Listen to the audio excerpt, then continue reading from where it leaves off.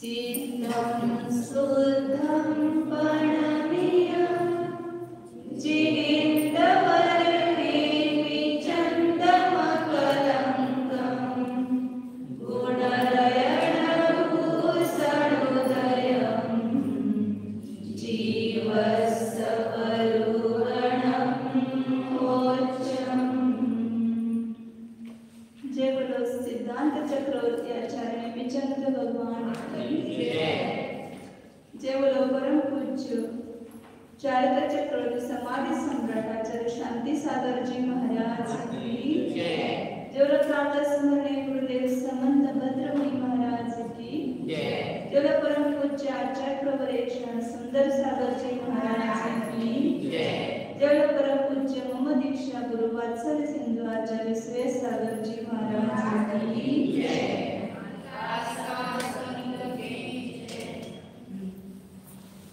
दुसरे जीव संवाद प्ररूपणा आपली चालू आहे। त्यामध्ये पहिल्यांदा स्थान सांगितले, त्यानंतर जीव समासाचे भेद सांगितले।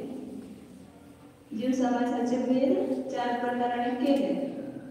पहिल्यांदा संक्षेपण, पुन्हा थोडे विस्तारण, पुन्हा विस्तारण केल्यापेक्षा अधिक विस्तार, अशा प्रकारे किती प्रकाराने केले समासाचे भेद? किती केले? पहिले भेद किती केले? 14. नंतर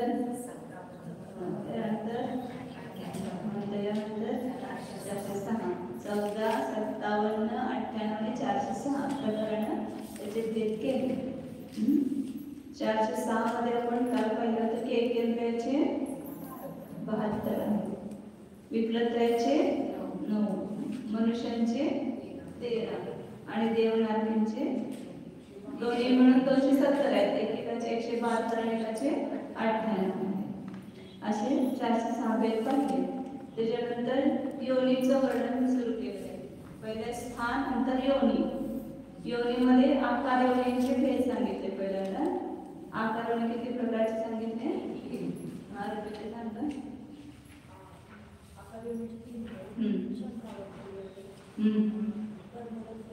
कुर्मोन्नत आणि वंशपत्र योनी। कुर्मोन्नत योनी म्हणजे काय सांगितलं? पाठीप्रमाणे उंच असा गर्भ असतो तिथं, त्याला कुर्मोन्नत योनी म्हटलेलं आहे। नंतर वंशपत्र योनी म्हणजे काय सांगितलं? बांबूच्या पानाप्रमाणे लांबट गोल असा आकार असतो, तर तो वंशपत्र योनी आहे।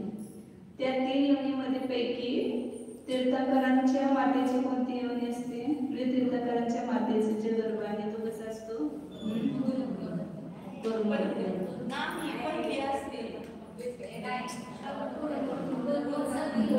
पहिली जी आहे ती कोणती आहे?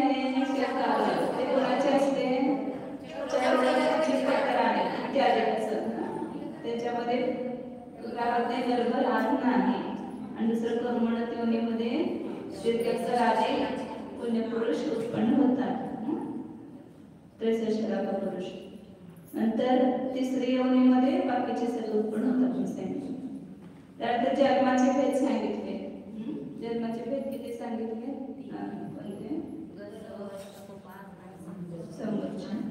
बरोबर।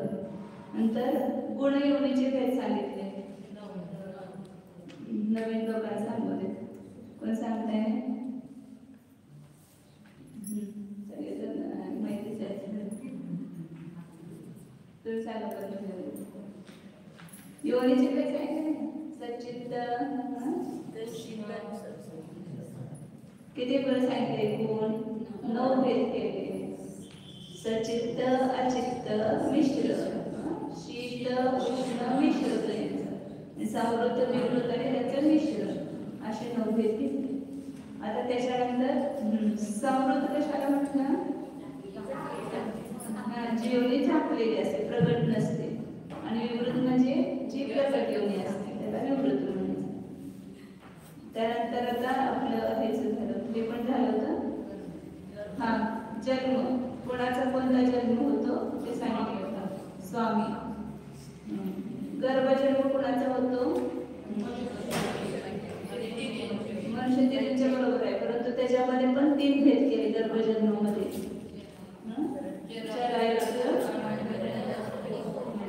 मिळून उत्तर देते सगळ्यांनी सांगितलं कुणालाच येत नाही असं असते ते. जे उत्तर सगळ्यात येते की नाही ते कुणालाच येत नाही. सांगा. जरायू अंडाच्या आणि पोत. जरायू कशाला म्हटलं सांगता का तुम्ही नाही, तुम्हाला येते सगळं, तुम्ही पण देते. स्नेहा सांगा.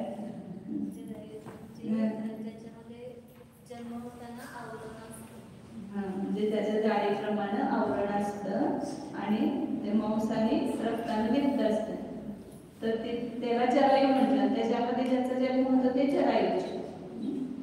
आणि अंड्याच तर माहिती आहे, अंड्यामध्ये उत्पन्न होतं. आणि पोत, पोत म्हणजे काय सांगितलं?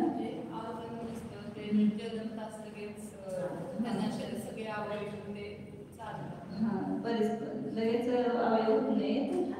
त्याच्या म्हणजे योनीच्या बाहेर आल्याबरोबर परिस्पंदन म्हणजे त्याचं हलनचलन होते. लगेच योनीतून बाहेर आल्यावर ते पण पोटात राहणारच किती महिने त्यांचं असेल ते. पुढं हे 3 जन्म सांगितले. त्यानंतर संबोधन जन्म कुणाकुणाचा होतो?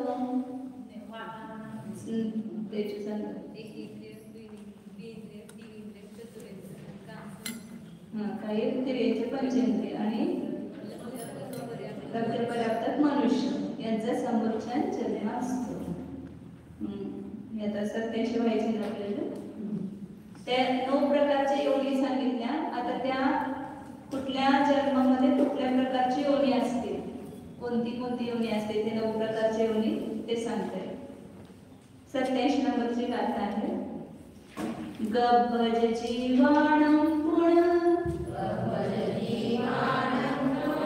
मिस्सं नियमेन होति जोनिः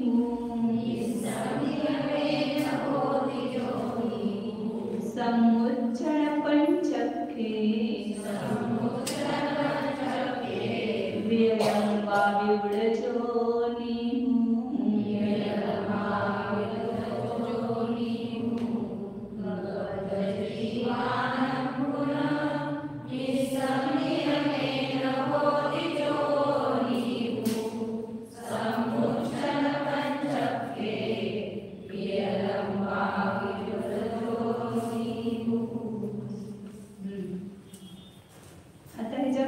थोडक्यात सांगितलंय. आपण सगळ्या 9च्या 9 योनीमध्ये कुठल्या जन्मामध्ये कोणती कोणती योनी असते ते थोडक्यात बघूया.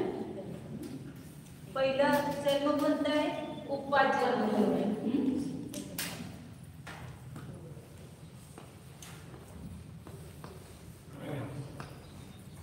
तर पहिलं सांगितलं सच्चित्ताचित्ताने शीत नाही, सच्चित्ताचित्ताने मिश्र. त्याच्यामध्ये नव्या पहिल्यांदा उपाद, गर्भ आणि संबोधन जन्म.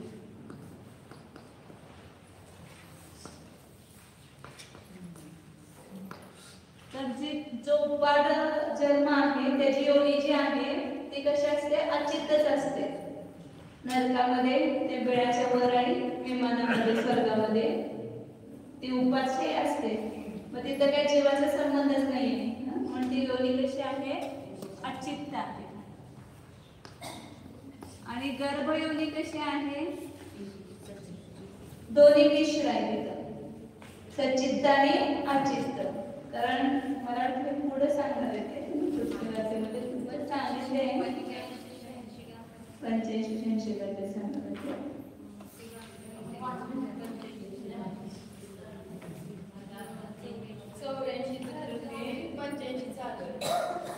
राहिलेमध्ये तेच म्हणाले एकदा सांगितलं गाथा आपल्या एक पेज मध्ये पुढे गेले. तेच म्हटलं इथं गाथेत कसं काय नाहीये. बरं चला परत 85 गाथा म्हणूया. उवादे अच्चित्तम गब्भे विस्संतो बोधि समुच्चे सच्चित्तम अच्चित्तम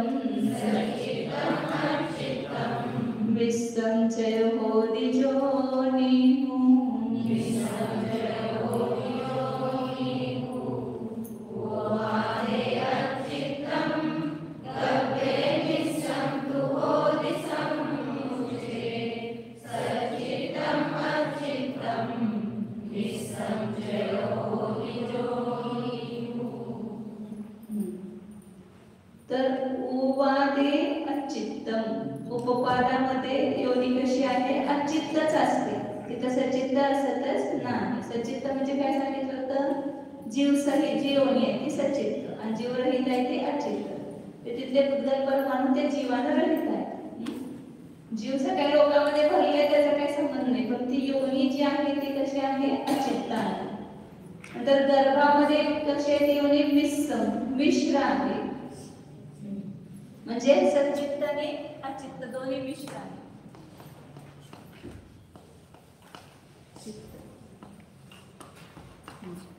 म्हणजे त्या ठिकाणी गर्भजन्म जो राहतो तो माता पित्याचं वीर्य आणि माताचं रज या दोन्हीमध्ये त्या दोन्हीचं मिश्रण होऊनच त्या ठिकाणी गर्भ राहत असतो. तर जे पुरुषाच्या शरीरापासून निघालेलं वीर्य आहे ते अचित्त आहे आणि माताचं जे रज ते सचित्त आहे, ज्यामध्ये ते जीव सहित आहे. किंवा तो मातेचा जीव पण असतो ना, त्याच्या आत्मप्रदेश त्या मातेच्या आत्मप्रदेश त्या योनीच्या ठिकाणी आहेत, त्यामुळं त्याला सच्चित्त म्हटलेलं आहे. आणि वीर्य जे आहे ते अचित्त आहे, म्हणून आज सच्चित्त आणि अचित्त दोन्हीचं मिश्रण त्या ठिकाणी होतं, म्हणून ती गर्भयोनी जी आहे ती मिश्र योनी आहे. आणि समुच्चय सच्चित्तम अच्चित्तम विसंचय. समूर्छनामध्ये समूर्छन जन्मामध्ये 3 प्रकारचे योनी आहेत. काही सच्चित्त योनी आहेत की त्या सच्चित्त म्हणजे आपण म्हणजे पादर विबोधी जीव कुणाच्या आधाराने होतात, म्हणजे जिथं सप्रतिष्ठित प्रत्येक वनस्पती त्या प्रत्येक वनस्पतीच्या आधारानेच होतात ना, म्हणजे जीवाच्या आधारानेच होतात, म्हणजे ती त्यांची योनीच झाली. किंवा आपल्या रक्तामध्ये किंवा आपल्या ह्याच्यामध्ये वगैरे ते जीव उत्पन्न होतात, मांसामध्ये वगैरे ते केंद्रिय वगैरे जीव उत्पन्न होतात, तर ती त्यांची योनी कशी झाली सच्चित्त योनी झाली. आणि काही अचित्तच योनी असते. आता आपण बघतो कुठं पण मुंग्या वगैरे उत्पन्न होतात, साखर वगैरे पडली काय झाली की तिथं उत्पन्न होतात, तर ती योनी कशी झाली अचित्त योनी. आणि काही ठिकाणी दोन्हीचं पण मिश्रण असतं, जीव सहित ते कुदगल असं दोन्ही ज्या ठिकाणी आहे त्या ठिकाणी पण समोरचे जीव उत्पन्न होतात, म्हणून तिथं 3 प्रकारच्या योनी आहेत समुच्चन जन्मामध्ये. सचित्त पण असतील काही, फक्त सचित्तच, काही अचित्तच आणि काही दोन्ही मिश्र. सचित्त अचित्त दोन्हीचं मिश्र असतं. म्हणजे हेच आपण आपलंच हे घेऊ शकतो, जे आपलं रक्त वगैरे आहे किंवा जे मांस वगैरे त्याच्यामध्ये आपण मिश्र घेऊ शकतो, कारण त्या ठिकाणी रक्त पण पुद्गल परमाणू पण आहेत आणि आपले जीव प्रदेश पण आहे, जीव प्रदेशांसहित पण आहे ते, असे ते मिश्र घेऊ शकतो. आणि काही जे प्रत्येक वनस्पतीच्या वगैरे आधाराने ते समोरच्या निगोदी जीव उत्पन्न होतात, तर ते सचित्तच झाले. आणि काही योनी कशा आहेत अचित्तच आहेत, कुठं पण वातावरणामध्ये उत्पन्न होतात ते जीव समोरचे.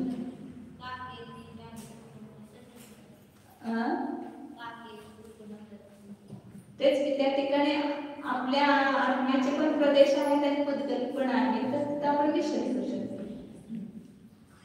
नंतर हे ह्याचं सांगितलं सच्चित्ताचित्त मिश्र योनीचं सांगितलं. आता पुढं शीतोष्ण आणि मिश्र सांगतात. 88 नंबरची गाथा आहे. ओवादेसी दूषणम सेसेसी दूषणमिस्सयं होदी ओवादेयखे सुय संगुडवियले सुरिवलुं विमुलं तू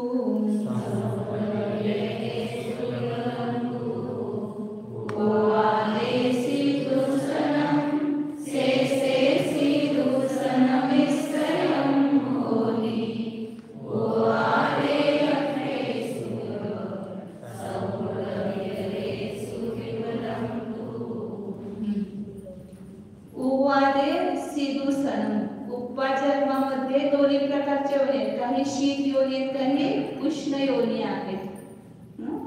जसं आता नरकामध्ये आपण बघतो ना की चौथ्या दर्जापर्यंत काय आहे उष्णता आहे आणि त्याच्या पुढं शीत पदार्थ आहे. तर तिथं त्या जिथं शीत आहे तिथं योनी कशी असणार शीतच असणार, जिथं उष्ण आहे तिथं उष्णच योनी असणार. म्हणून इथं दोन्ही प्रकारचे येते उपपादमध्ये शीत आणि उष्ण वेगळं वेगळं. पूर्ण शीत असेल तर त्याला शीत म्हणायचं, पूर्ण उष्ण असेल तर उष्ण, आणि काही शीत काही उष्ण असेल तर मिश्र म्हणायचं.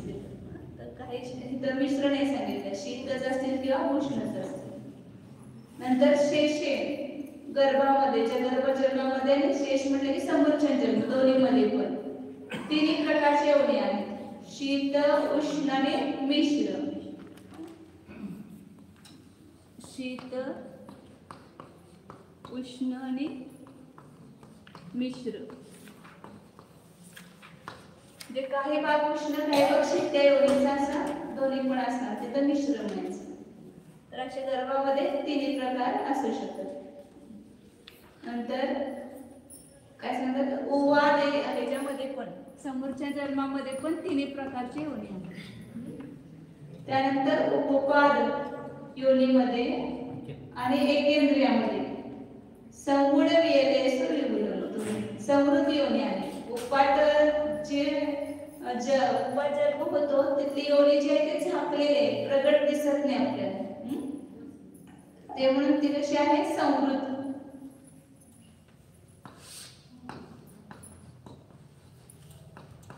आणि संमोर्छनामध्ये जे एकेंद्रिय आहेत त्यांची योनी संवृत आहे.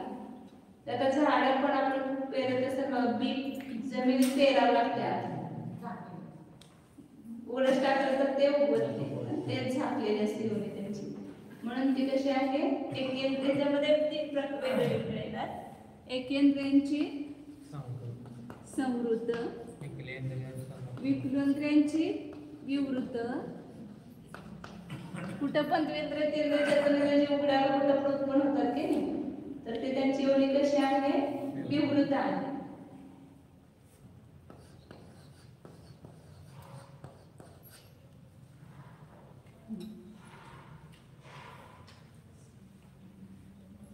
अजून एकादश आता पंचेंद्रिय आता पुढे अजून सांगितलं 87 पानावर हे 87 भागामध्ये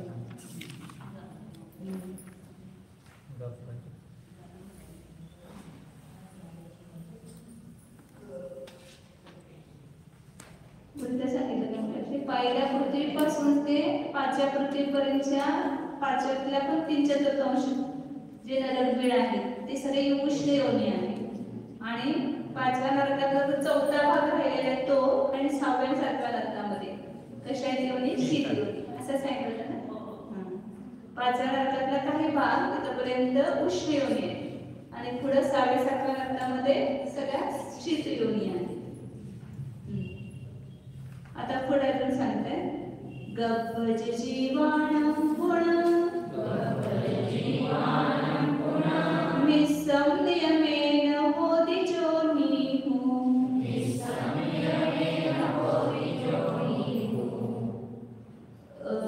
सम्मुच्चन पंचखे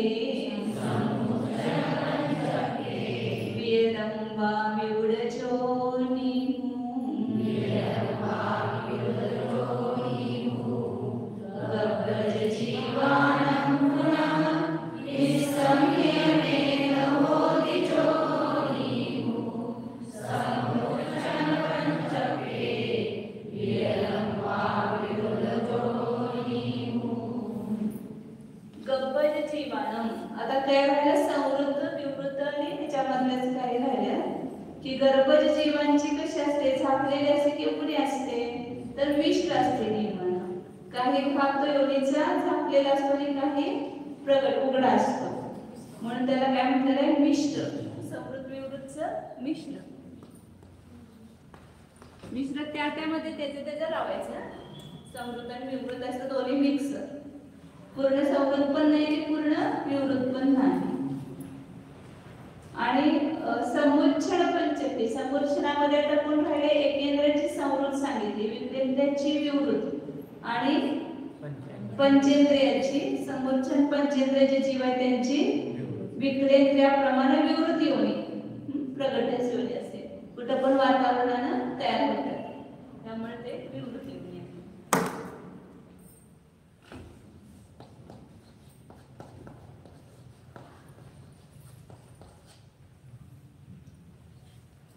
हे समोरच्यांचे कुठं पण उत्पन्न होतात. आपण जे अमर्यादित पीठ वगैरे वापरायचं नाही सांगतो की, किंवा दूध आहे, लोणचं आहे, पापड आहे अमर्यादित, तर त्या अमर्यादित त्याच्यामध्ये ते समोरच्यांचे उत्पन्न होतात. त्याला गाईचं दूध आता तुम्ही 48 मिनिटं झाल्यानंतर गाईच्याच आकाराचे त्याच रंगाचे काय होतात समोरच्या पंचेंद्रिय जीव सुद्धा उत्पन्न होतात. ते आपल्याला दिसत नाहीत. म्हणून अमर्यादित सगळ्या वस्तूंचा त्याग करायला सांगितले की त्याच्यामध्ये मांसाहाराचा दोष आहे.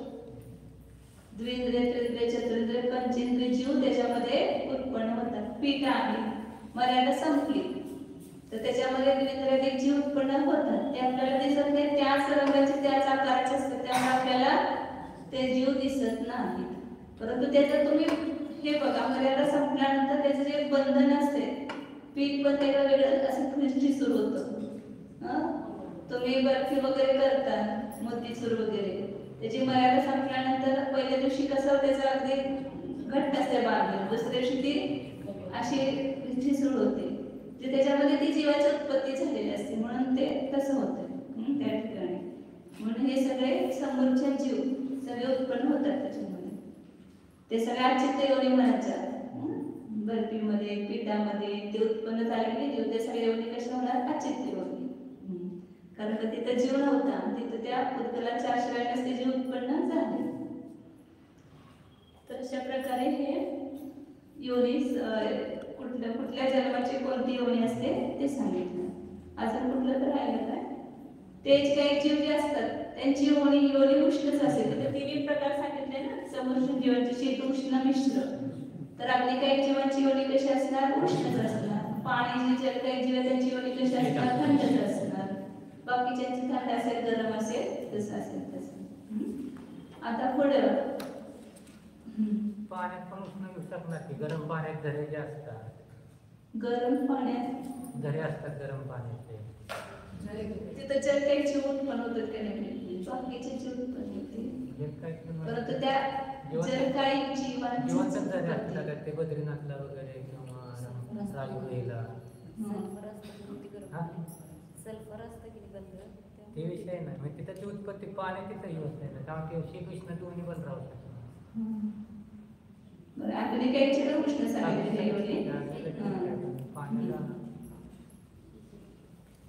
पाणी तिथं उष्ण असते, बरोबर आहे. परंतु मला काय म्हणायचं की पाण्याचा स्वभाव पण स्वभाव काय म्हणतो पण उत्पन्न होते पाणी, म्हणजे झालेला जीवन पण म्हटलं जातं. तिथं ज्या काही जीव ते आहेतच की त्याच्यावर, परंतु ते पाणी प्रासूक म्हटलं जाणार गरम असते. हा, ज्या वेळेला ते पडतं त्यावेळेला ते प्रासूक होते. म्हणजे ज्याला वर्ण फिरायला पडतं त्याला प्रासूक होतं. पुन्हा ते जर तुम्ही भांड्यात ठेवलं तर पुन्हा त्याच्यामध्ये जे काही जीव उत्पन्न होणार किंवा तस जीव पण उत्पन्न होणार, त्यामुळे ते गाळून ठेवावं लागतं. ज्याला डायरेक्ट पडतं ते झराचं त्यावेळी तुम्ही ते घेतलं आणि ते पिलं लगेच तर चालते. परंतु ते घेऊन ठेवलं थोडा वेळ की त्याच्यामध्ये जीवाची उत्पत्ती होणार. हा,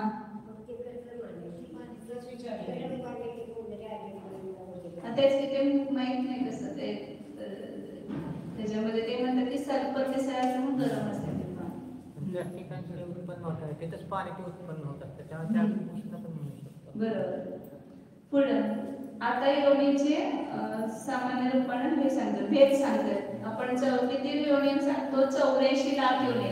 हे तर गुण त्याचे सांगितले, ते योनीचे गुण सांगितले. कुठली योनी सचित आहे, अचित्त आहे, मिश्र आहे किंवा समृद्ध, विवृत, हे त्याचे गुण झाले योनीचे. तसे योनी किती आहेत ते गुण, जिथं जीवांची उत्पत्ती होते अशा योनी किती आहेत? आपण गर्भामध्ये त्याच्यामध्ये जन्म घेतला तर ते योनींची संख्या सांगते आणि कुठल्या भेदामध्ये किती ते पुढच्या ह्याच्यात सांगते. 88 लाख आहे, सामन्येन एवं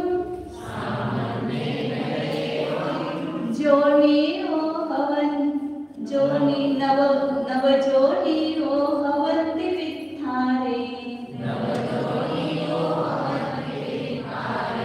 लक्षाण चतुरशीति जोनियो होन्ति नियमेन सामन्येन एवं नव जोनियो भवन्ति वित्थारे लक्षाण चतुरशीति जोनियो होन्ति नियमेन। सामान्यपणे हे 9 योनीचे भेद सांगितले, 9 प्रकारच्या योनी आहेत, तर 9च आहेत असे नाही. तर वित्थारे विस्ताराने लखान चतुरशीति जोनियो 84 लाख योनी निर्मेन होते नियमाना आहेत. आपण हिंदीमध्ये आपल्या मराठीमध्ये 12 म्हणतो ना, 184 योनी माझी जीव घेऊनी त्याला भीती वाटते का? साधे आनंदात म्हणतोय 184 योनी माझी जीव घेऊनी वेश.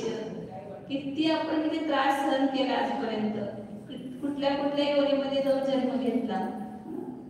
सगळे म्हणजे 84 लाख योनीमध्ये काय राहिलं का शिल्लक? म्हणजे सगळ्या योनीमध्ये उत्पन्न झालं आपण. सगळ्या एकेंद्रिय द्विंद्रिय त्रिंद्रिय चतुरेंद्रिय पंचेंद्रियचे किती योनीचे जेवढे प्रकार सांगितले त्या सगळ्या योनीमध्ये उत्पन्न झालं. म्हणजे किती आपण त्या पर्यायामध्ये जाऊन दुःख भोगले. आज सगळे तिरेचे प्राणी बघतो तर त्यांचं दुःख आपण डोळ्याने पाहतो, त्यांची दुर्दशा पाहतो. ते दुर्दशा आपली पण झालेली आहे. मग पुन्हा घ्यायची का जन्म त्याच्यामध्ये? आणि म्हणून हे सगळं जीवांच्या योनी जाती वगैरे समजून ज्याच्यामध्ये ती योनी स्थान असेल तर त्या वस्तूंचा आपण काय करायला पाहिजे? त्याग करायला पाहिजे. त्या ठिकाणी अशी जी उत्पन्न होतात सांगितले की अमर्यादित पीठ आहे, ते जीवाची काही योनी स्थान आहे. त्या ठिकाणी असंख्यात जीव येऊन उत्पन्न होतात, रस जीव आणि निगोरे केंद्र जीव, तर ते आनंद असतातच. म्हणून कुठलेही अमर्यादित वस्तू जरी आपल्या हातात आहे होते, कशाला खायचं आपण अमर्यादित? ताजं चांगलं चांगलं खायचं. तर नाही मुरलेलं आवडतं आपल्याला. लोणचं 6 महिन्याचं मुरलेलं वाया जायचं करायचंच नाही आपण. आणि जरी लोक पुष्कळ असतात त्यांना त्याच्यापेक्षा तिरेचे प्राणी इतके त्यांना तांदूळ टाकायचं, त्यांचं पिचराचं पोट भरेल, आपल्याला कशा खावं लागणार नाही. 6 तासाच्या वर आपलं जे भात आहे, चपाती आहे किंवा डाळ आहे शिजवलेली, ते 6 तासाच्या वर त्याची मर्यादा संपली. मग सकाळचं सकाळी ताजं करून खायचं, संध्याकाळचं संध्याकाळी ताजं करून खायचं. दशमी किंवा तुमची पुरी वगैरे असेल तर त्याची मर्यादा आहे, ते तुम्ही करून ठेवू शकता. किंवा जे आपण आता लोणचे आहेत 1 वर्षाचं घालून ठेवतो आणि 1 वर्षभर खात बसतो. ह्या उन्हाळ्यात घालायचं ते पुढच्या उन्हाळ्यापर्यंत खातात. आणि ते मुरलेलं लोणचं आणखीन आवडते मला. मुरब्बा, लोणचं, पापड सगळं करून ठेवायचं. तर ह्यामध्ये खूप अतिशय त्रसजीवांची ती योनी आहे. कितीतरी जीव त्याच्यामध्ये त्रसजीव उत्पन्न होतात आणि ते आपण अगदी मचगत खातो. ते सगळे जीवांच खातो म्हणून ते खाताना लक्षात घ्या याच्यामध्ये असंख्य जीव आपण खातोय. अशा वस्तू जे आपण शक्य आहे ते तरी आपण काय करायचं आता? बाबा अशी मर्यादा करा की मी 8 दिवसाच्या वर खाणार नाही, 8 दिवसाचंच खाईन. त्याच्यामध्ये असं करत या आणि मग ते एका दिवसापर्यंत थांबा. 1 दिवसाच्या वर मी खाणार, रोज ताजं लोणचं करायचं, ताजं खायचं. आता खूप छान प्रकार करतात सगळ्यांना.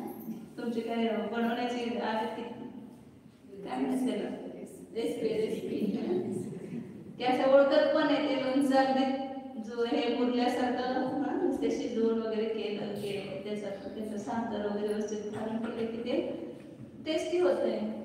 त्यामुळं मुलांना पण त्याला पण सगळ्यांना आपण घरात अशी सवय लावायची, करायची, स्वतः करून खाऊ घालायचं त्यांना, म्हणजे मग त्याला बाहेरचं खाण्याची भाव होणार नाही. तर हे सगळे ज्याच्यामध्ये हे जीवांची योनी आहे ते सगळं आपण त्याच्यापासून त्या हिंसेपासून वाचणं हा ह्याचा शिकण्याचा आपल्याला फळ आहे. आता ते 84 लाख योनी जे आहेत ते कुठं कोणत्या किती किती योनी आहेत ते सांगतात पुढं. निश्चित धातु सत्तय तरुद सव्यलिंदी सुच्छच्छेव सुरनिरतिर्य चौरो चौतसमण्ये सय सहस्सा निश्चिदधातु सत्तय तरुद सव्यलिंदी सुच्छच्छेव सुरनिरतिर्य चौरो चौतसमण्ये सय सहस्सा. त्याने सांगायचं राहिलं तुम्हाला की जे मोड आलेलं धान्य असते त्या प्रत्येक एक मूग वगैरे आलं तर एक मोड आलं ना, म्हणजे ते तुम्ही पेरलं तर एक त्याच्यापासून झाड तोडणार आणि त्याला आपण काय केलं बाल अवस्थेमध्येच मारून टाकलं. म्हणून त्याच्याला सांगितलं की बाळ हत्येचा दोष आहे, एका बाळाला मारण्यासारखा दोष आहे त्याचा. म्हणून मोड आलेलं धान्य आपण मोड आणायचं नाही मुद्दामून एकतर आणि आलेलं ते वापरायचं नाही, ते कुठेतरी जमिनीमध्ये टाकून द्यायचं. त्याचे झाडं वगैरे होतील काय जे होते ते होतील, परंतु त्यांना त्या अवस्थेमध्ये काय करायचं नाही, खाऊन किंवा हे करून त्याला मारून टाकायचं नाही. आपल्या शरीरात शक्ती पाहिजे म्हणून आपण काय करतो सगळ्या जीवांना बुद्धिपूर्वक जेवढं आपल्याला समजतंय तेवढं तरी आपण टाळण्याचा प्रयत्न करायचा त्या ठिकाणी. तर काय सांगतात निश्चित धातु सत्तय नित्य आणि इतर 7 धातू. शरीराच्या डॉक्टरांचं सगळं आम्ही ऐकतो, ते डॉक्टरांचा विश्वास आहे ना, आम्हाला बरे करणार आहे. परंतु हे आपले सर्वज्ञ भगवान डॉक्टर जे आहेत ते आपल्या सगळ्या भावाभावाचा रोग बरा करणारे आहेत. तर त्यांचं ते जास्त विश्वसनीय आहेत आपल्याला. आणि ह्याचा किती विश्वास आपल्याला, आयु असेल तर आपण जगणार आणि आयु नसेल तर जगू शकतात का, ते जगू शकतात का डॉक्टर आपल्याला. म्हणजे आपल्याला ज्या वस्तू चालतील अशा वस्तूंचं सेवन करून आपल्याला जितकं आयुष्य असेल तेवढं राहायचं. अयोग्य वस्तूचं अभक्ष्य वस्तूचं सेवन करून आपल्याला, कारण काय आपण खाल्लं तरी आयु संपलं तर मरण आणि नाही खाल्लं तर आयु असेल तर अनेक वर्ष जगू शकतो. त्यामुळे असा आपल्या ह्या तत्वज्ञानावर विश्वास असेल तर मग आपल्या हातून कधी अशा प्रकारचं कृत्य होणार नाही. कधी घाबरायचं नाही, काय झालं तर मग काय होणार आहे, मरणारच आहे, कधीतरी एकदा मरणारच आहे, आज नाही तर उद्या नाही तर आणि काय तर थोड्या दिवसांनी. परंतु आयु शिवाय कोणी मरू शकत नाही, आयु संपल्याशिवाय कोणी मरू शकत नाही. त्यामुळं जेवढं योग्य सेवन करून आपल्याला जगता येईल तेवढं योग्य सेवन करण्याचा प्रयत्न करायचा. आता पुढे हे सांगायचं 84 योनी.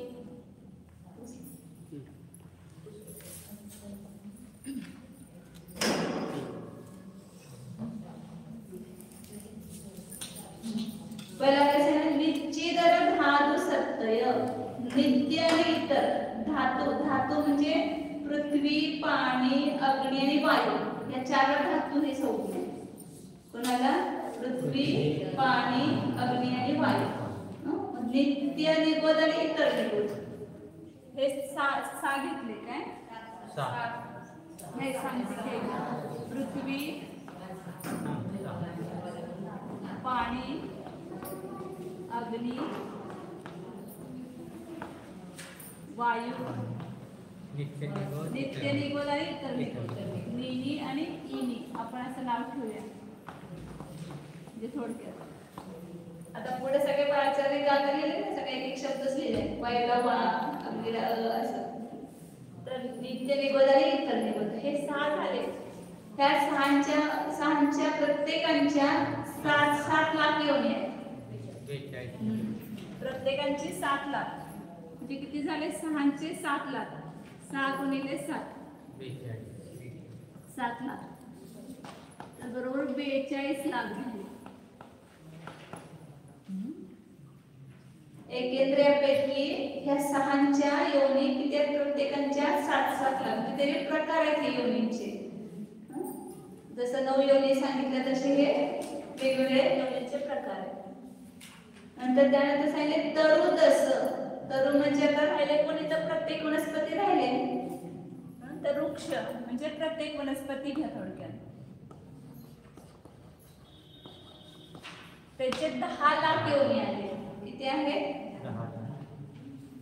म्हणजे वृक्ष पुष्कळ असतील, अजूनही 10 लाखापेक्षा जास्त असतील, परंतु प्रत्येकाचे योनीचे प्रकार किती आहेत? तर 10 लाख.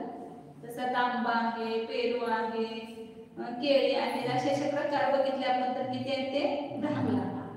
म्हणून सांगतात ना महाराजांनी ते कागद दिले त्याच्यामध्ये की दररोज आपण मर्यादा करायची की आज मी सचित किती वस्तू खाईन, म्हणजे भाज्या फळं वगैरे, तर आज 15च खाईन.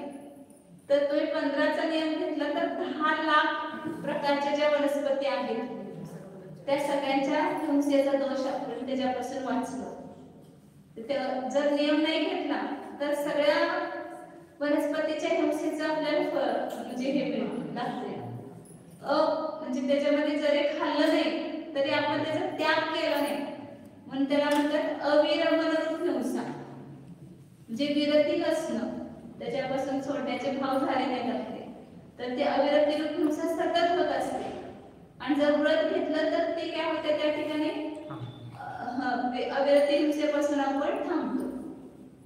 म्हणून नियम एवढ्यासाठी करायचा की आपण बाकीच्या एवढ्या जीवांची हिंसा तर करत नाही आणि पाप तर आपल्याला मागायला लागलेलं आहे का, तर आपण त्याचा त्याग केला नाही म्हणून पाप लागतंय.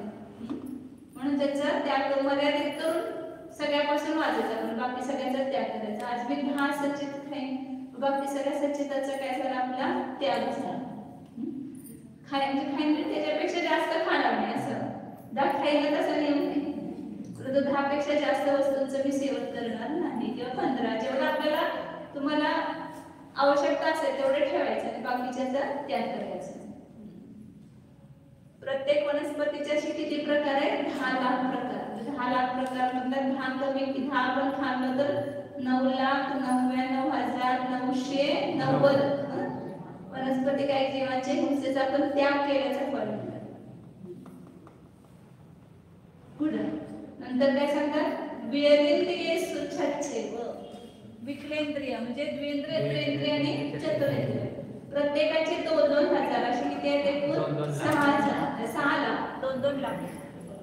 द्विंद्रिय, त्रिंद्रिय आणि चतुरेंद्रिय यांच्या प्रत्येकांचे 2-2 लाख म्हणजे 2 व्यतिरिक्त 6 झाले. उलट झालं. 3 गुणिले 2 6 लाख. म्हणजे आपण किती बघा 6 लाख. ह्या त्रसजीवांच्या हिंसेपासून पण बुद्धिपूर्वक प्रयत्नाच्या पूरक प्रवृत्ती करून जाताना बघायचं पाय खाली मुंग्या आहे, मुंग्या सोडवायच्या नाही, किंवा त्यांची जिथे उत्पत्ती स्थान आहे तिथं काय केलं आपण रॉकेल वगैरे टाकलं. तिथे आता जिथं होतात ना मुंग्या तिथं काय करतो आपण लगेच पटकन पावडर टाकायचं, रॉकेल घालायचं, ते सगळ्या जीवांची काय झाली तिथं हिंसा झाली. नंतर सूर्यनिरय आता पंचेंद्रियापैकी राहिले. पंचेंद्रियापैकी देव, नारकी आणि तिर्यंश त्या प्रत्येकांच्या 4-4 योनी आहेत. 4 लाख. देव, नारकी आणि पंचेंद्रिय तिर्यंश.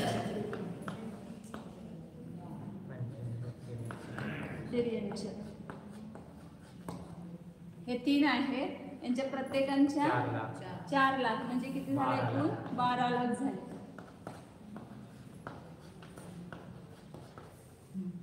आणि मनुष्य राहिले आता शेवटी.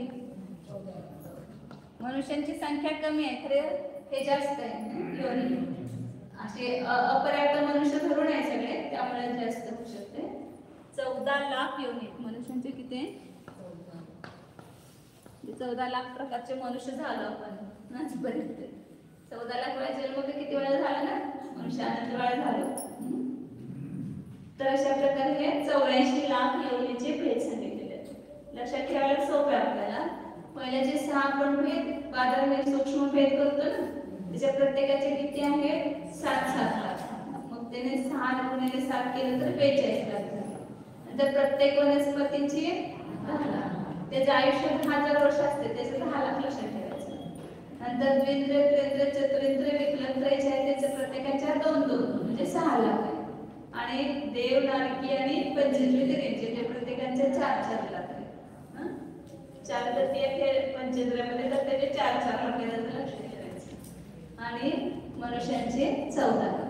मनुष्याच्या मध्ये 14 गुण असतात म्हणजे त्याचे किती आहे असं काय तर थोडंसं चिन्ह आपण लक्षात ठेवतो ना, तसे ते चिन्ह लक्षात ठेवायचं म्हणजे लक्षात ठेवायचं. 14 लाख योनी आहेत. त्या सगळ्या योनीमध्ये हा जीव फिरलेला आहे. आता मला कुठल्या योनीमध्ये जन्म घ्यायचा नाही. काय घ्यायचं आहे? आवडतं ना वाढदिवस? जन्म आवडतोय की आपल्याला? जन्म झाला की पेढे वाटतो, उत्सव साजरा करतो, आणि मग मेल्यानंतर दुःख. वास्तविक मृत्यूला जैन धर्मामध्ये महोत्सव म्हटलेलं आहे. जन्म महोत्सव नाही, मृत्यूला आपण महोत्सव रूप देऊ शकतो. म्हणून जन्म घेतला की तिथं मरण निश्चित आहे. जन्म आवडतो म्हटल्यानंतर मरण पण आवडायला पाहिजे. परंतु आम्हाला मरण आवडत नाही, आवडतं काय फक्त जन्म. जन्माबरोबर मृत्यू हा ठरलेला आहे. म्हणून जन्मामध्ये आनंद नाही.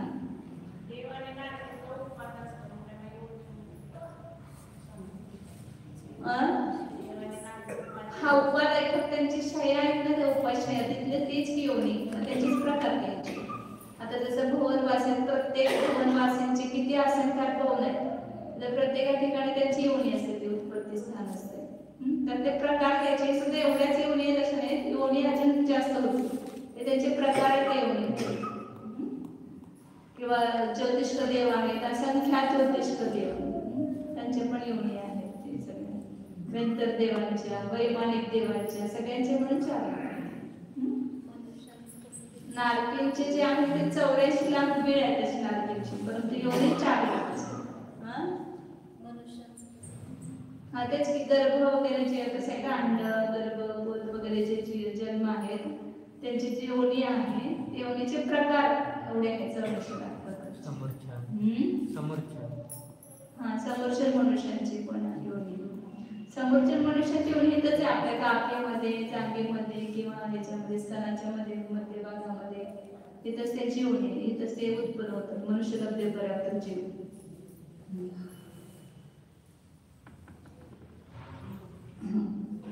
पुढे आता हे सांगतात की कुठल्या जन्मामध्ये, कुठल्या गतीमध्ये कुठला जन्म होतो ते सांगतात.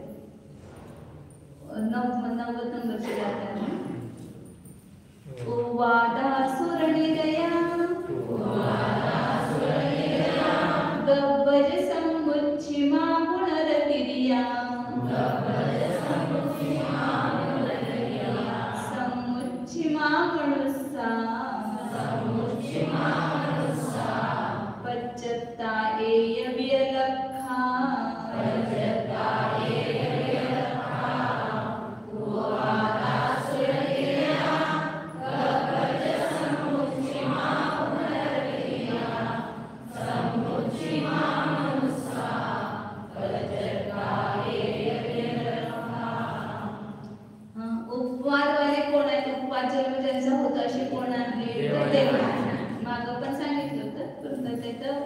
ते जीवांची विशेषता पण सांगते.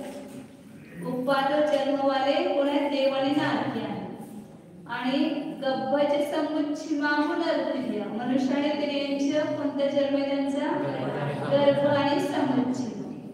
जे मनुष्य तसे पर्याप्त मनुष्य ते गर्भ जन्मवालेच आहेत, परंतु अपर्याप्त मनुष्याच्या अपेक्षा सांगितले त्यांनी समुच्चिम नाही. मनुष्य स्त्रियांचा गर्भ जन्म आहे आणि समुच्चन जन्म आहे. आता तिरेंच्या आपण बघितलं. आता खाली अजून सांगते त्याने समुच्चन कोण आहेत नियमाने ते सांगतात. सामान्यतः सांगितलं की मनुष्य आणि तिरेंचे जे आहेत ते गर्भज आणि समुच्चन जन्मवाले आहेत, परंतु त्यापैकी समुच्चन कोण आहे पुन्हा विशेषता सांगतात त्या ठिकाणी. मनुष्य अपज्जता, अपर्याप्त मनुष्य, एय व्यलक्खा, एकेंद्र आणि विकेंद्र, हे नियमाने समुच्चनच आहे. त्याच्यामध्ये गर्भ आणि समुच्चन असे 2 भेद करायचे. हे नियमाने कोण आहेत? समुच्चन जन्मवाले आहेत. ते जीवाचं विशेषण केलं ना तिथे समूर्छिम करायचं आणि ते जन्माचं विशेषण केलं की त्याला समूर्छन जन्म. कधी कधी असा शब्द येतो ना, कधी समूर्छिम म्हणतात आणि कधी समूर्छन म्हणतात. तर ते जन्माचं ज्या वेळेला ते विशेषण असेल तर तो समूर्छन जन्म म्हणायचं. आणि समूर्छन जन्म वाले जीव घ्यायचे आपल्याला तर ते काय म्हणायचं समूर्छिम असं म्हणायचं. काय काय वेळेला कसं कोणता शब्द वापरायचा आपल्याला त्याच्याबद्दल निश्चित निर्णय होत नाही तर त्याला लक्षात घ्यायचं. समूर्छन जन्म आणि समूर्छिम जीव जन्म वाले समूर्छन जन्म वाले जीव. तर काय सांगितलं नियम उपवाद जन्म कुणाचा आहे देवनाथी उपवाद जन्म वालेचा आणि मनुष्य त्यांचे दोन प्रकारचे जन्म आहेत गर्भज आणि समूर्छन. परंतु समूर्छन जन्म नियमानं कुणाचा आहे तर मनुष्य अपर्याप्त मनुष्य एकेंद्रियाने विकृत यांचा नियमानं समूर्छन जन्मच आहे त्यांचा गर्भ नाही. गर्भजन्म फक्त पंचेंद्रिय तिर्यांचे आहे त्यामधले काही पंचेंद्रिय तिर्यांचे गर्भज आहेत आणि काही पंचेंद्रिय समूर्छन पण आहेत. आणि पर्याप्त मनुष्य जे आहेत ते नियमानं गर्भजन्मवालेच आहेत. जे लब्ध पर्याप्त मनुष्य आहेत ते तेवढेच समूर्छन जन्मवाले आहेत. या गोष्टी लक्षात घ्यायचं. सोपं आहे त्यामुळे जाऊया पुढे. काही नाही समजलं तर विचारा. पंचखतिरिखाओ गब्बज समुच्छिमातिरिखाणं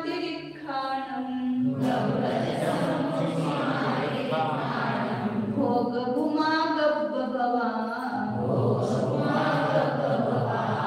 नरपुण्णा गब्बजाचेव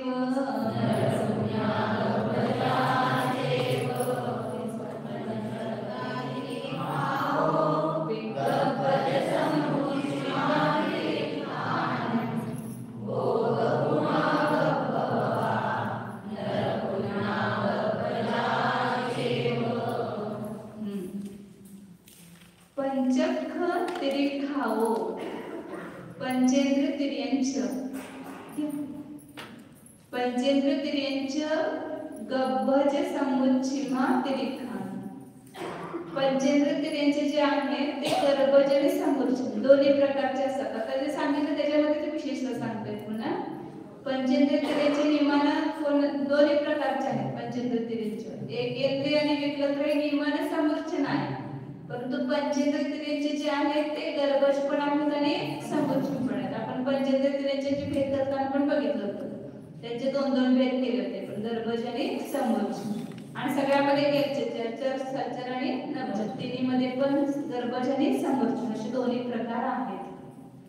नंतर तिरिखाण आणि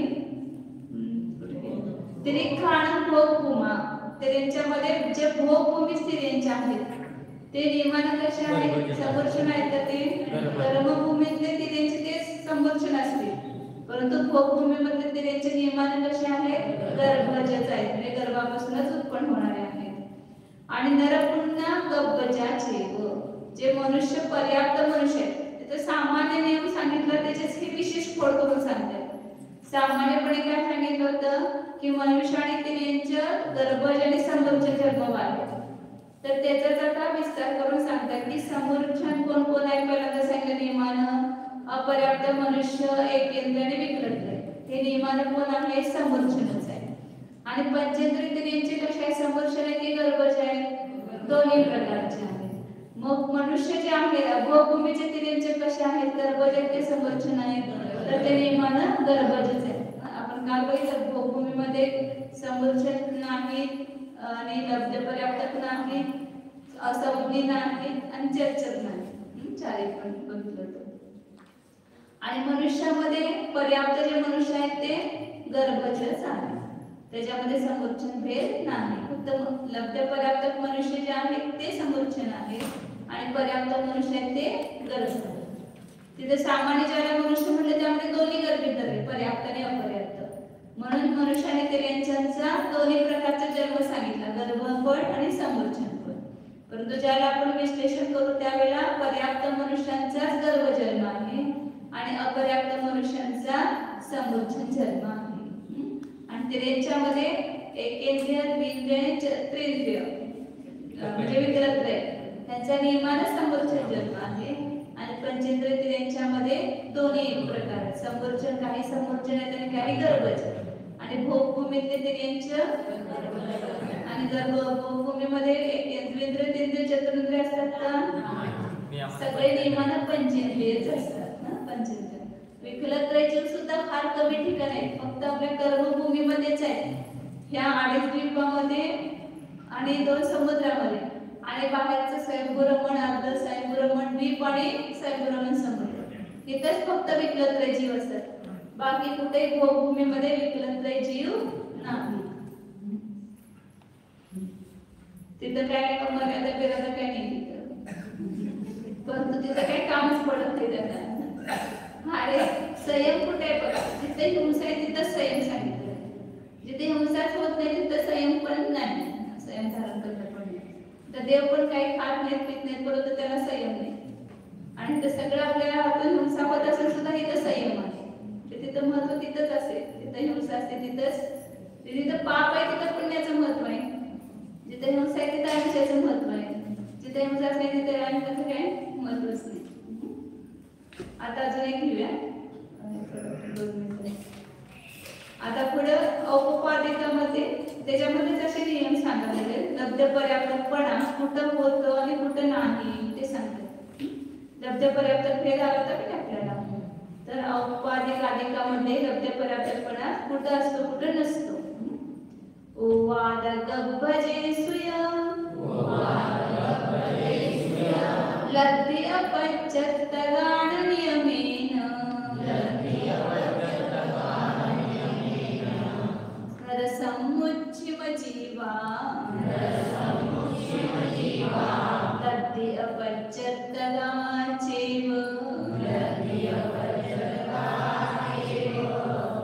ओवाद गब्भजे सुय लब्धि अपच्यत्तगान नियमेन नरसमुच्चिम जीवा लब्धि अपच्यत्तगाचेव. उपपाद आणि गर्भ म्हणजे देवनाटकी आणि गर्भामध्ये लब्ध पर्याप्त नियमानं नाही. आपण बघितलं भेद केले त्याला गर्भजांचे भेद केले त्याला 2च केले, पर्याप्त आणि निवृत्ती पर्याप्त. आणि देवनाटकीमध्ये पण 2च भेद केले. भोगभूमीमध्ये सुद्धा 2च भेद केले. म्हणजे तिथे लब्ध पर्याप्त हा भेद नाही. उपपादामध्ये पण नाही आणि गर्भजन्यामध्ये पण नाही. आणि नरसमुच्चिम जीवा लब्धि अपच्यत्तगाचेव जे मनुष्य समूर्छन आहेत ते नियमानं कोण आहेत? लब्ध पर्याप्तच आहे. त्याच्यामध्ये ते गर्भज नाही. समूर्छन मनुष्य नियमानं लब्ध पर्याप्तच असतात. आणि उत्पादन गर्भजामध्ये लब्ध पर्याप्त हा भेद असतच.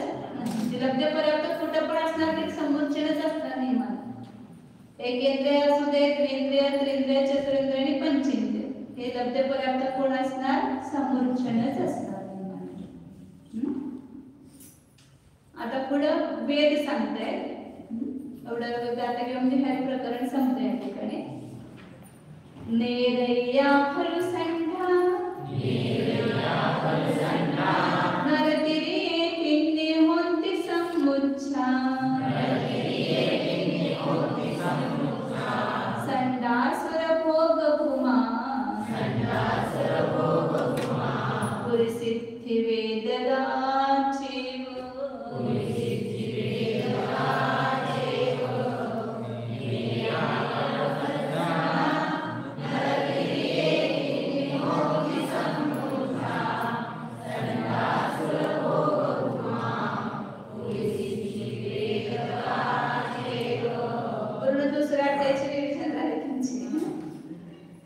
नारकी जीव त्यांचा कोणता वेद असणार? नारकी जीवांचा नपुंसक वेद. नंतर नरतिरिये तिन्ही कोणती मनुष्य आणि तिर्यांचे यांच्यामध्ये 3 वेद असतात. त्यामध्ये पण लक्षात घ्यायचं आता मनुष्य तिर्यांच्यामध्ये गर्भज जे आहेत किंवा पंचेंद्रिय जे आहेत त्यांच्यामध्ये 3 वेद आहेत. परंतु जे समोरचे असते ते नियमानं नपुंसक वेदच असतात. हा पुढे दिलेच आहे. मनुष्य आणि तिर्यंच सामान्यपणे सांगितलं, परंतु एक गर्भजामध्येच घ्यायचं. तिन्ही वेद आहेत. स्त्रीवेद, पुरुषवेद, नपुंसक वेद. गर्भज मनुष्य आणि तिर्यंच्यामध्येच असणार. आणि जे समोरछण आहेत ते नियमानं नपुंसक वेद. जे गर्भज असू देत किंवा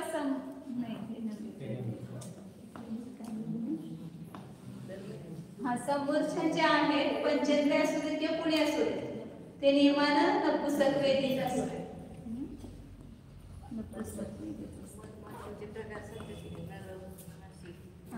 ते सगळे नपुंसक वेदच आहेत. नपुंसक वेदच आहे त्यांचं सगळ्यांचा. माशी चतुरेंद्रिय जीव आहे ना, मग ते नेहमीनं नपुंसक वेदीच असतात. एकेंद्रिय, द्विंद्रिय, त्रिंद्रिय, चतुरेंद्रिय. आता हे बाहेरचं सायन्स वेगळं आणि आपल्या सर्वज्ञांचं सायन्स वेगळं, त्यामुळे त्यांचा मेळ खात नाही. नरमाले असं ते काय गर्भापासून उत्पन्न होत नाही, त्याने सगळे समोरछण जीव आहे. त्यांची सांगितलं ना, अंडी पण आहेत ती समोरछणच आहे. म्हणजे सुरळ पण अंडे असतात त्याचे, परंतु ती अंडी सुद्धा समोरछण अंडी, ती माता पित्याच्या संयोगाने उत्पन्न झालेली ना अंडी, म्हणून गर्भ येते. समोरछणा संडा. समोरछणाचा नियमानं कोणता वेद आहे?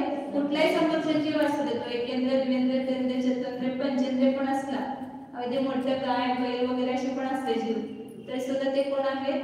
नपुंसक वेदीच आहे. हे गाय बैल आपला ते नव्हे, परंतु जे दुधात मर्यादित दुधात मर्यादित दुधात वगैरे उत्पन्न होतात, किंवा जे मोठे सुद्धा जे पंचगुणस्थान पण असतं ना समोरच्या जीवांचं, तर ते नपुंसक वेदीच असणार नियमान. नंतर सूर, भोग, भूमा. देव आणि भोग भूमीतले जीव हे नियमान कसे असतात? पुरुष आणि स्त्री दोनच वेद, त्या नपुंसक वेद नाही. भोग भूमीमध्ये पण नपुंसक वेद नाही. मनुष्य आणि तिर्यंच दोघंच असतात की नाही, पती पत्नी एकाच वेळेला उत्पन्न होतात एकदम दोघे.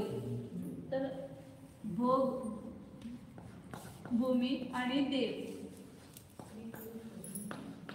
मनुष्य देव तिर्यंच दोघं पण असतात, त्यांच्यामध्ये स्त्री आणि पुरुष वेदच असणार. पुरुष वेद, भूमवेद आणि स्त्रीवेद.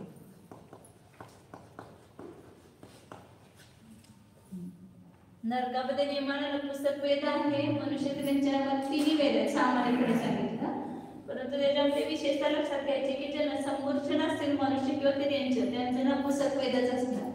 किंवा एकेंद्रिय, द्विंद्रिय, चतुरेंद्रिय जे आहे सगळे समोरछणच आहेत, तर त्यांच्या नियमानं नपुंसक वेदच आहे. आणि भोग भूमी आणि ते जीव, मनुष्य असू दे किंवा तिर्यंच असू दे, आणि देव यांचे दोनच वेद असतात, स्त्रीवेद आणि पुरुष वेद. अशा प्रकारे हे वेद सांगितले. इथपर्यंत हे सगळं जन्म, योनी आणि वेद यांचं प्रकरण संपलं. या सगळ्या 4 कथेपासून 4 नियम लक्षात ठेवायचे. तिर्यंच्यामध्ये भोग भूमी जे आहे ते नियमानं गर्भजच असतात. पर्याप्त मनुष्य नियमानं गर्भजच असतात. समोरछण मनुष्य नियमानं लब्ध पर्याप्तच असतात. आणि औपचारिक आणि गर्भजांमध्ये लब्ध पर्याप्त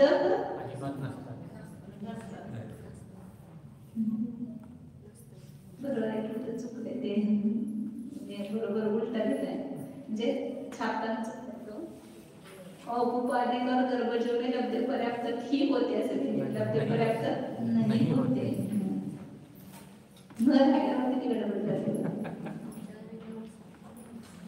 नोट्स मध्ये ते आहे तर छापताना चुकले. देवांमध्ये सुद्धा लब्ध पर्याप्त हा भेद नाही आणि गर्भजामध्ये लब्ध पर्याप्त भेद नाही.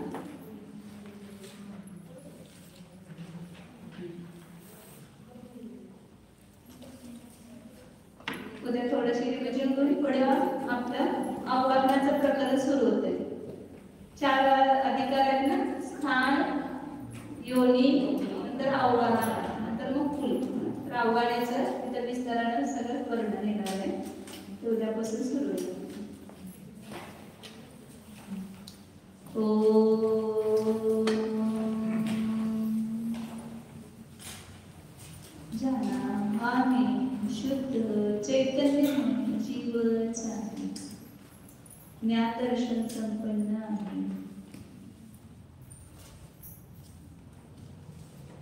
आम्ही अनादी अनंत आहे, त्यामुळे माझी योनी पण नाही, जन्म पण नाही.